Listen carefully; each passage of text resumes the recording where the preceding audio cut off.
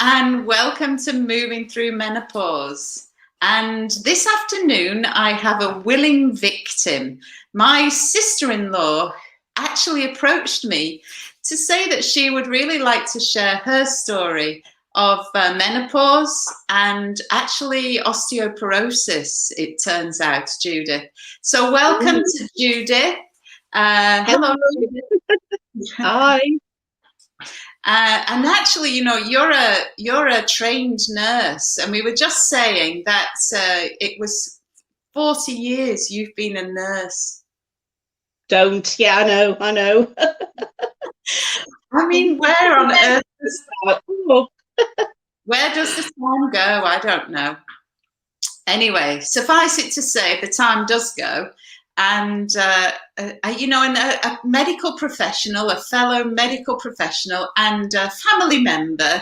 So we're keeping it in the family today and talking all about menopause, the challenges it brings, our journey to menopause as well, because, you know, that can be so very different for everybody. And I know that you had a surgical menopause. Tell us a little bit about your story to menopause, Judith. Well, it happened with me when I was 49. I'm now 58. Basically, I initially was diagnosed with a pelvic mass by my GP. I'd gone, because I'd had a week's history of diarrhea and vomiting. And up until that point, you know, was getting no hot flushes, no nothing, periods were regular, etc. No spotting, no nothing. Went to get a sick note for work, because being in the medical profession with, you know, DMV, you've got to be 48 hours clear, blah, blah, blah. And she just happened to say, can I feel your stomach? I said, yeah, okay. So she said, I think you've got a pelvic mass. Have you noticed anything strange? I said, the only thing I've noticed was that I've been slightly bloated. So basically, to cut a long story short, I ended up in hospital within 2 hours under the surgeons having various tests done, and it came about that I had a fibroid. Got referred to the gynecology team, who my consultant basically said, well, as you're asymptomatic with everything at your current age with regards to, you know, my periods, etc., the fibroid might shrink, so we'll just keep an eye on you, you know, do another scan in about 4 months. It then transpired the fibroid was getting a little bit bigger, but she said, well, you're still, and up until that point again, I was absolutely fine. You know, no signs of no hot flushes, no nothing. And when it came to having about the second scan, about 8 months later, I was actually getting short of breath. She said it's grown, and it turned out it was literally above to my diaphragm here, which is when it was a case of hysterectomy. Yeah. And I had that about a month after I turned 50. I'm now 58. And my post-op check, she said, well, basically, I'm not going to put you on any hormone replacement, because at the end of the day, and even right up until I had the hysterectomy, the surgery, I was still asymptomatic. You know, she said, I don't think you need anything, which, you know, 6 years down the line. Yeah. And then, but on saying that, then, as you know, Philippa got hit with the breast cancer. So I'm actually now on I am on a treatment medication through the breast cancer, but which is for hormone, to my estrogens being up and down and all this sort of thing. And now I do actually get the odd night sweat, the odd sort of flush. But that's due, I think, to the side effect of the letrozole I've been on for the past year, and I'm on that for another 5 years, 6 years. Gosh. So the thing that we omitted to mention is that you've been having this journey with breast cancer over the last couple of 18 months, couple of years. And that was picked up on a routine mammogram, wasn't it, if I remember rightly? I had, again, I had no symptoms, went for the routine mammogram, you know, at the age of, I was 56, and it was a case of, oops, we found something. Touch wood, thankfully, mammogram done in May, because I had radiotherapy last year. They have to wait a year for all that to settle down. It's come back clear, but obviously I'm under oncology now and on medication, and which again has upset the apple cart with the hormones, and I've got a touch of osteoporosis now, so I'm on oral medication and intravenous medication for that. But I'm okay, I'm fine, I'm good. Apart from all that, we're perfectly fine. I'm back in work, doing 12-hour shifts and, on my feet for like more or less the 12 hours and just getting on with life, basically, and thinking, I've been there, done that. I'm all right at the minute, Yeah, well, this is wonderful news, obviously, that you are feeling fit and healthy and managing to hold down your regular job as a nurse, where you're still full time, aren't you, Judith? Working. Yeah, but so I guess we sometimes talk about the fact that women have premature menopause induced by surgery, and the discussion around whether or not they receive hormone replacement therapy, whether it should be offered, whether they get it or not. And it does seem to be a bit of a lottery as to whether or not this happens. But anyway, now you are actually on medication that suppresses estrogen, aren't you? The Lameprazole. What did you know about that one? Letrozole, a bit of a mouthful. Lameprazole, that's I think the drug of the day used to be tamoxifen. That was when it came to breast cancer.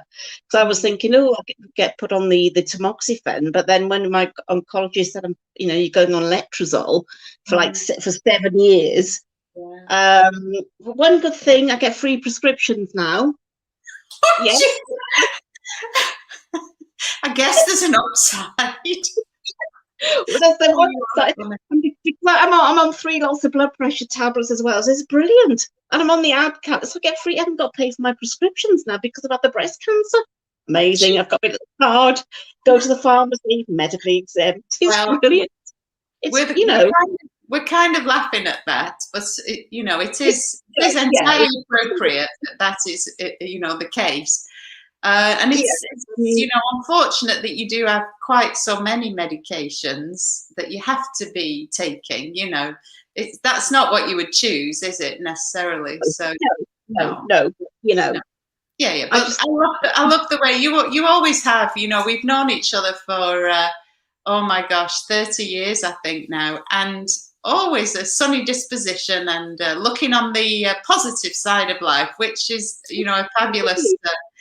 A fabulous way to be. Absolutely, yeah. I'm a survivor, yeah, I'm good. Yeah, absolutely.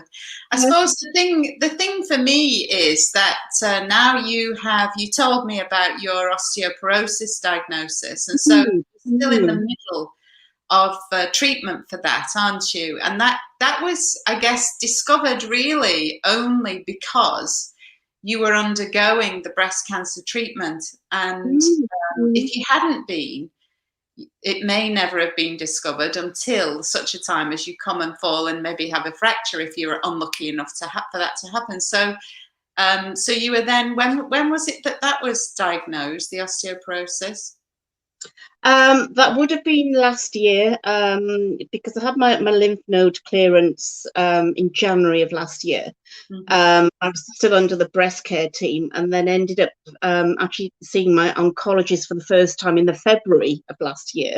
And it was then he said, well, we think you have got a touch of osteoporosis now, so we'll send you for a bone density scan.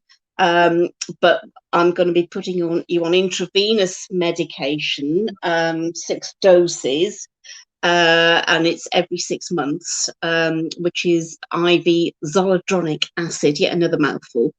And that basically is to help prevent the risk of cancer going to my bones now. I've had my 4 doses, I've got another 2 more to go. And basically they're actually going to give me another bone density scan next year. It's every 2 years. And they've said, depending on that, as to whether they will continue again with the intravenous zoledronic acid to help with the osteoporosis. And I think, like I said to you yesterday as well, they discovered 6 months ago on the third dose, my magnesium levels had dropped as well for some reason. So I was on magnesium tablets for like 10 days. And so it's a bit of a roller coaster, but I'm getting through it. Yeah, well, yeah, you are. You certainly are. I suppose the thing for me is that you're a nurse, and actually, for some of your career, you were an orthopedic nurse working, helping to put people back together after accidents and injuries. Absolutely, yeah. And, you know, bones is obviously a big part of your work when you are nursing in an orthopedic context, but you know, what is your understanding of osteoporosis and what happens? Do you feel like it's something that you understand? Do you feel like it's something that has been explained to you even? I know osteoporosis, to me, I think it's like a thinning of the bone. I'm at risk of possibly, you know, I don't know, ending up having the odd fracture. And it's, I think, to do with like calcium levels and all this sort of thing, which is why I'm on AdCal, a calcium supplement as well. And I do, you know, I every day I'm getting some aches and pains in my bones. And it was like, I know I went and saw the breast clinic about a month ago, because I was getting a lot of heaviness in my left arm, particularly pain in my humerus and all this sort of thing. And I had a lot of problems with the buildup of fluid under my axilla, all to do with the cancer. And I explained then, when I saw my consultant 2 weeks ago, I said, look, I'm getting like a lot of pain and heaviness. He said, it's probably partly the osteoporosis. You've probably got some osteoarthritis, you know, due to your age and things. But I know it's a thinning, basically the osteoporosis is like a thinning of my bones, basically, which yeah. I'm on treatment for it, you know. I mean, I get aches and pains all day. I'm taking paracetamol, ibuprofen most of the time as well, and not the really, you know. But I'm used to it. I mean, it is said that it's not a painful condition per se until such a time as you experience fractures. But I have heard people talk about it being painful to lie on the hip, say, for instance, or and you know what you're describing is potentially, you know, coming from this source, complicated by the fact that you've got a bit of lymphedema in the arm as well, haven't you? So, yeah. So slightly. My age, you know, I'm coming up to 58 now, you know, and I suppose it's that age of where, you know, I am getting a bit, you know, osteoarthritic, because, you know, it's like most people. So the thing is, you know, this is the thing that I don't know whether it's just me, you know, but I kind of rail against the notion that with age comes acceptance of a situation that is less than desirable. Because I think there are always things we can do to help a situation. And, you know, I think it's sometimes very slightly convenient for doctors and such, you know, even physiotherapists, to attribute sensations of pain to age, you know, and people will then regurgitate this information that's been sort of spoon-fed to them. So that there is so many things that we can do to, you know, make our experience of life, whatever age we are, better. Even if, you know, the odd ache and pain, it's kind of like you say. I think, you know, when you were young, you didn't know you even had a body. It wasn't a thing. You know, but now you are somewhat aware that you've actually got a body, and it reminds you, it creaks, and you get the odd ache and pain. And you know, we do have to be accepting of that. You can't constantly be grumbling because you've got a bit of an ache. But equally, I think it's important that acceptance is part of it, but that also that you're doing lifestyle measures, taking lifestyle actions that can help to ameliorate these these things. And so we were talking about the bone and the fact that the thinning of the bone is what they call it, and really the clue is in the test. The bone mineral density is the scan that you have, BMD, the testing. Yeah. So it's more like how solid the bone is, and you know that it develops a bit more like what is it? A Malteser, you know? Oh yes, yeah, yeah. So that the gaps in the bones are more prevalent and bigger. So it is a bit like a honeycomb structure, particularly the soft cancel. Oh dear, no, I don't want to get it wrong. The spongy bone, anyway, that's in the middle. They call it spongy bone. That's in the middle part, particularly in the middle of the long bones.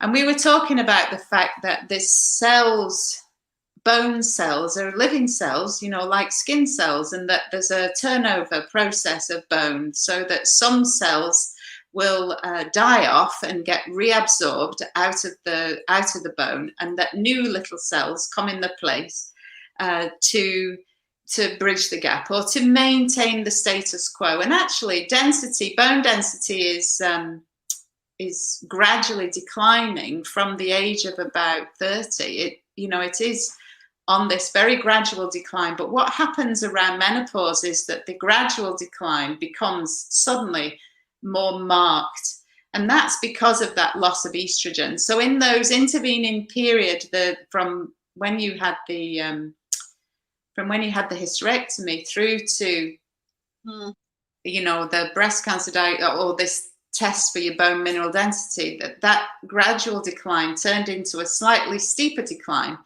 and hence you've got this net loss of bone because the cells that being lost are not replaced as measure for measure. Yeah.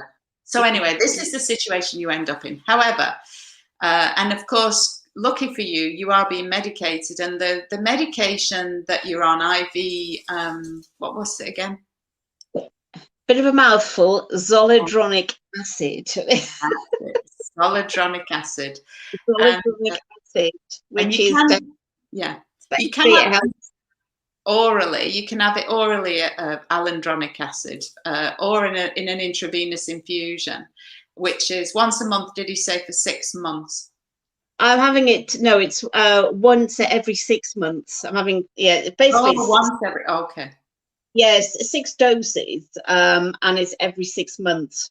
Intravenously. I've had 4 doses now, so I've got another 2 next. The next one's in February next year, and then in August.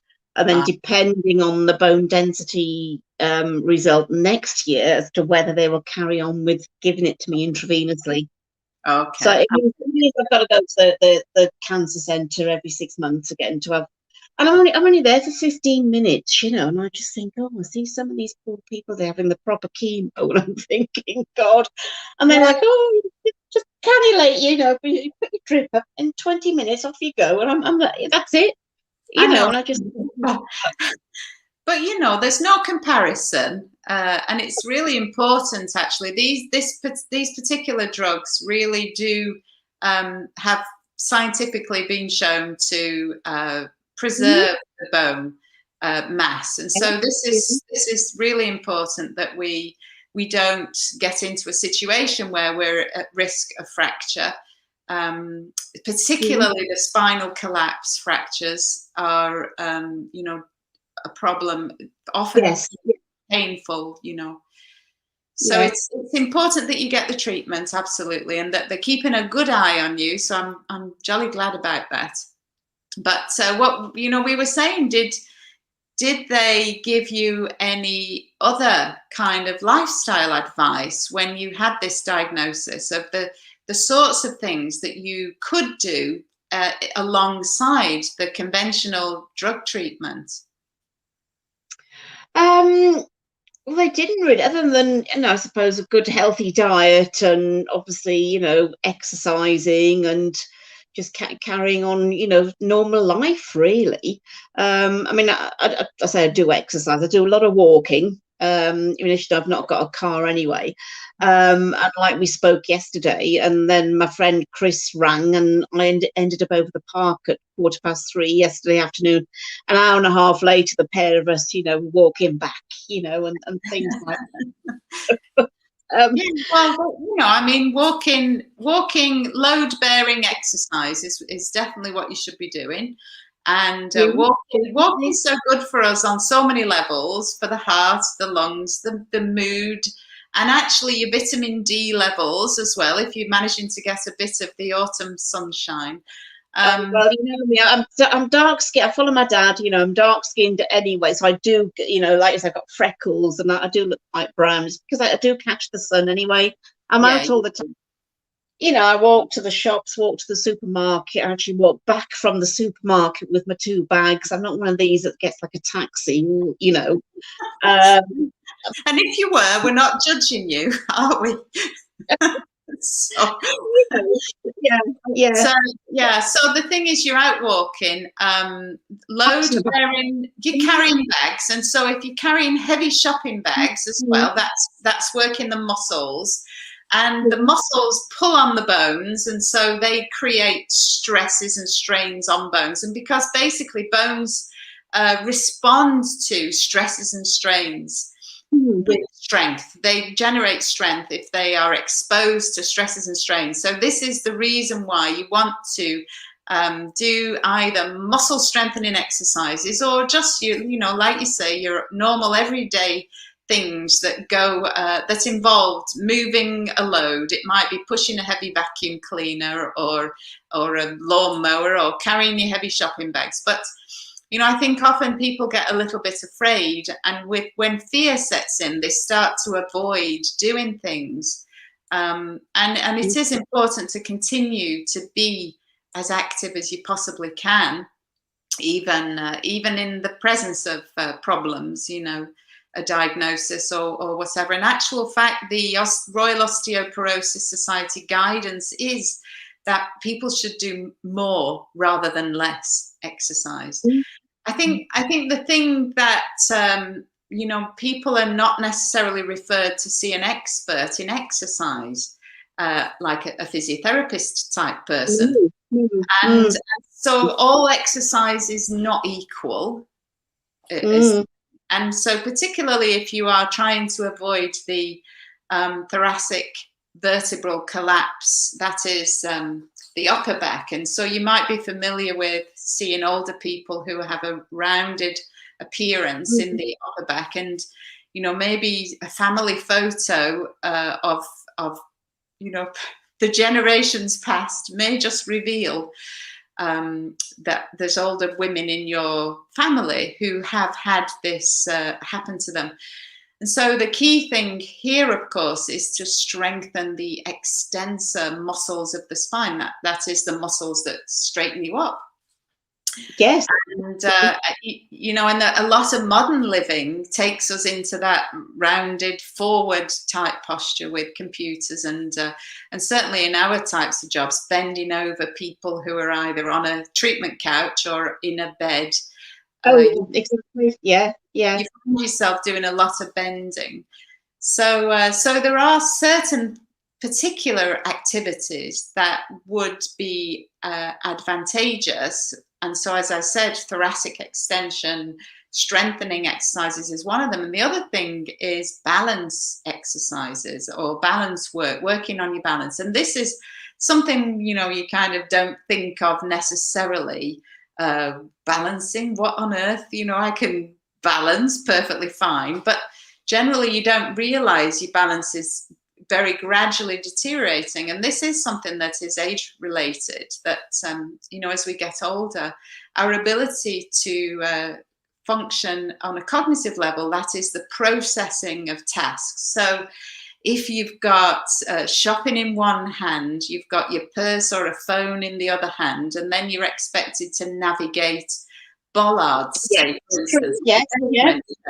or even just the unevenness of a pavement. And so the ability to process all of those demands all at once can sometimes just mean that we're not quite as balanced as we might be.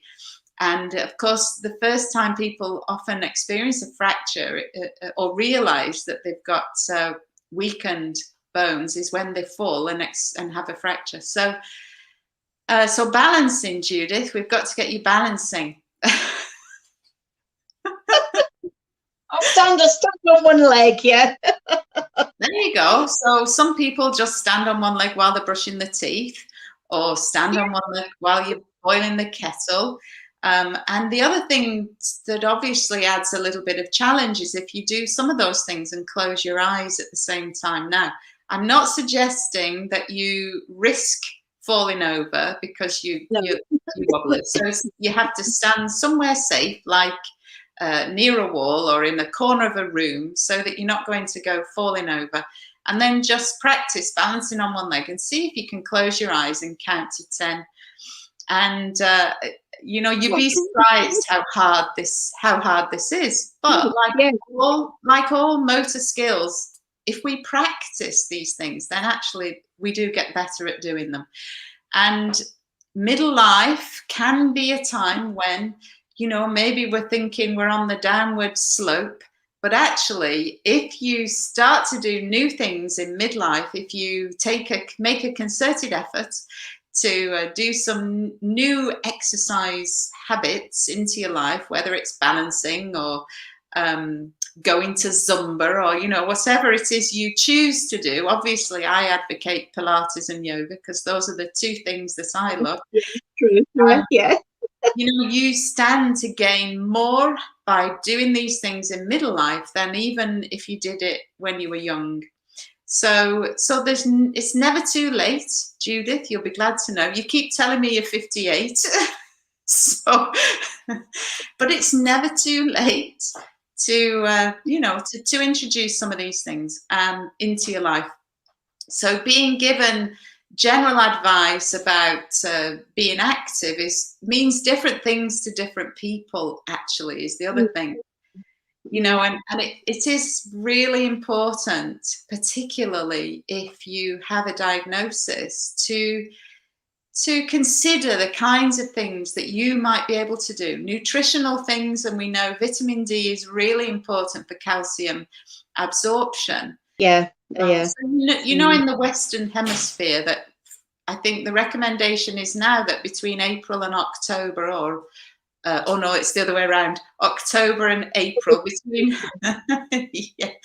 that we should supplement with vitamin D because sunlight is just not enough in those months.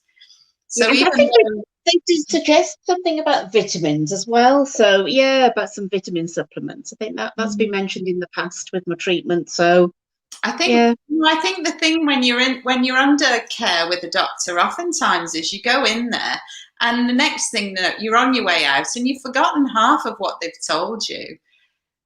Oh, I know. You know, got bombarded. You know, and thinking, oh God. You know, but it was like when I was offered the choice chemotherapy. As a, you know, I had the radiotherapy was definite, and it was like, oh God, what do I do with that now? But the choice was, I thought, no, I don't need the chemotherapy. At the end of the day, I'm stage 2. I'm fine. I'm fitting well. Why go through all that?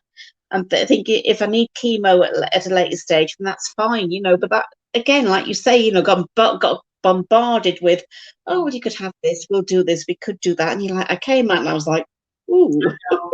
I mean, I think it's a lot of it comes down to this idea of informed consent, which is that they have to tell you all the things that can go horribly wrong, all your options.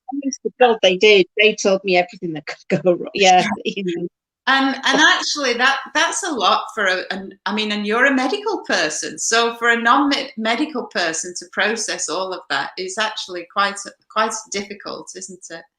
Yeah. And the other thing I think, you know, because I like I said, I've got very caring like family and friends, but because I'm single, and to each appointment, you know, yeah, my friend Chris came with me for most of them, but then having to take at the odd occasion another friend along, and it was a case of I came home and it was like, I'm back in the flat alone, you know, after having all this information given to me. Like, I used to come in and sit here thinking, oh my God, you know, and I'd like nobody else to talk to, you know. It was hard at the time, but But you Oh. get through it. You get through Well, it, you know. yeah, you get through it. And it was hard at the time because you were doing a lot of this through lockdown, weren't you, as well? Oh yes, that's the other thing. Yeah. When all that kicked off in March, it was very hard, very hard.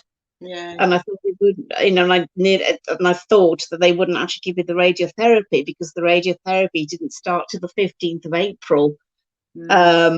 And I thought if they cancel that, which they didn't, and I know, a lot of people have had their appointments, treatments cancelled and have actually, unfortunately, lost their lives through. I know. I mean, that is a whole nother thing. It is. It Topic is. for It is. debate, and they were talking about that. Jeremy Vine was talking about that the other day on radio too. So we know people have been impacted adversely as a consequence, and but hopefully, things shall be returning to a more of a normal situation in the not too distant future. And you were telling me actually that we chatted briefly yesterday before this Judith's inaugural trip onto the social media live. And you were telling me that only this morning that your attention was drawn to an article in the newspaper about menopause. Tell me. Yeah, well, it's in the Daily Mail, and it's halfway through flicking through the paper, and see this headline: "Avoid those night sweats. Try sitting around a little less." And I was thinking, oh, and basically it's saying it's menopausal women struggling with night sweats have been handed some tough love advice: stop sitting around. And it's to do with a consultant in America. And basically, this study apparently is being presented today to the annual meeting of the North American Menopause Society. Oh, yes, yeah. And basically, they're saying sedentary lifestyles may be putting them at greater risk of hot flushes during the night, researchers say. And they've measured basically 77 women looking at their daytime physical activity using wrist-worn exercise trackers. And they get these electrodes attached at night as well. Yeah, they measured women's night sweats using 2 electrodes on their chest. And the women who were mostly postmenopausal or in the early stages of the menopause had up to 9 episodes of night sweats in a night. But they're saying the number was high on average if they were more sedentary. It's saying it's unclear why exercise and night sweats may be linked, but menopause alters hormones, which might change the brain's regulation of body temperature. And when women's bodies heat up, their blood vessels, particularly those close to the surface of the skin, expand so heat can escape. But if women are more sedentary, their blood vessels may be in poorer condition, meaning they don't expand as well. That could lead to more night sweats as a result of retaining too much heat. Yeah, so, I have heard of this phenomenon. Exercise improves overall your thermoregulatory system, and that's exactly what you just described. And so being physically active, it conditions you, and this has definitely been my experience. I was saying this to you yesterday, all these years that we've known one another, 30 years, Judith. This is not a new thing for me, is it? To be busy, partaking in the running and the weightlifting and the cycling and the, I entered your family. Exercise. All you've done is, exercise and walking and cycling and, and like you encourage that with the boys, even my brother at the end of the day, I mean, God. Well, Martin's his sport was football, so I couldn't really join in with that. But I have definitely, converted him to walking. He was already a cyclist, I guess. He enjoyed cycling, but it's the fact that we've always done these things together is really helpful for a family. And it's kind of, you know, on the days when you might not feel like doing it, then the other person chivies you along, a bit like you were saying your friend Chris had you out there yesterday in the afternoon. You know, it really does help to have somebody on the journey with you. And so, you know, my passion, that is a passion for me, for my own personal well-being, and then it coincides with the fact that I'm a physiotherapist and always have been. And partly that was because I loved exercise that I went into that particular job. You know, my two worlds, career and hobbies and interests, collided, and now I'm able to support people online with supervised exercise programs. And, you know, I really just would encourage anybody who is in any doubt or feels like they need any sort of support to find a friend who's willing to join you on a stroll, or go to an exercise class, or, you know, get in touch with me, because I'm very happy to help. True. Yeah, that is so true. Yeah. Yeah. You know, we take it advocacy, being our own taking responsibility for our own health and wellness. At the end of the day, you know, we are the ones that stand to gain from this experience of looking after ourselves and your family, of course, and being able to do your job, you know, and all of those things. It's really important. Well, you know, Judith, thank you so much for chatting and volunteering to come and share your story. Anytime, yeah, definitely. It's so important that people are willing to lay themselves bare, and you know, that we're all in this together. What is it? We're not in the same boat, but we are in the same storm. So on that note, thank you again. It's lovely to see you, and I'll see you. Goodbye for now. Bye for now. See you.